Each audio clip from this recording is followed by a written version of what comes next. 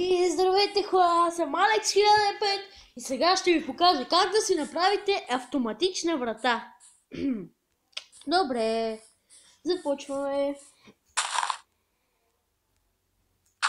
Така правите, ето така. Точно така.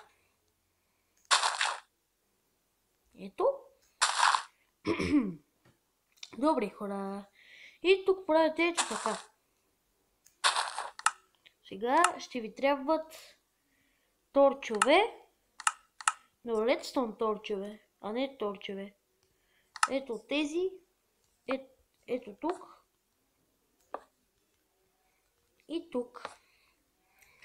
И след това хора, просто закривате това чудо с дърво.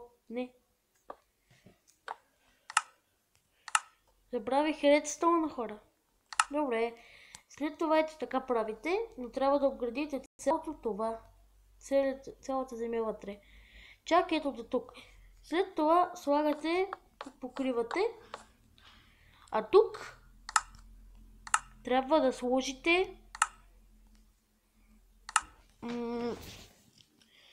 сложите ето това голстоун. И тук трябва да сложите ето стики пистън, както и тук. И върху него трябва да сложите още два пистъна. Бум-бум. Ето. Взимате и слагате cobblestone и редстоун. Няма значение, може и други блокове. Нека да покажа. Например, дърт. Но аз предпочитам cobblestone. И така. И сега това трябва да го покриете, но аз ще го направя с по-тъмни блокове, за да се получи по-готино. И ето я и вратата. Ето я. Ето тук бяха някъде копчетата. Слагате ги. Но аз предпочитам да си я украся, за да ми е по-готина. Ето сега я украсявам. Ето, аз така го правя. Хоп.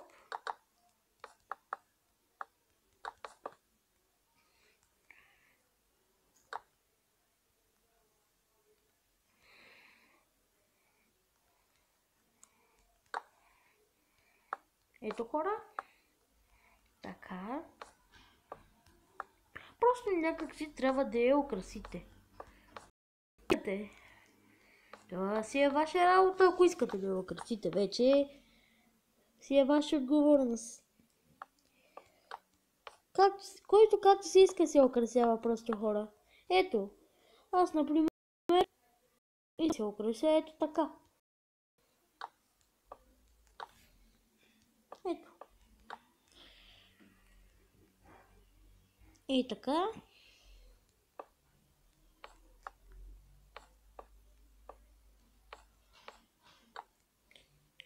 Ето.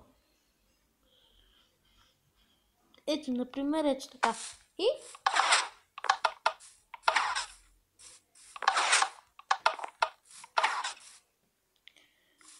И това беше от мен за сега.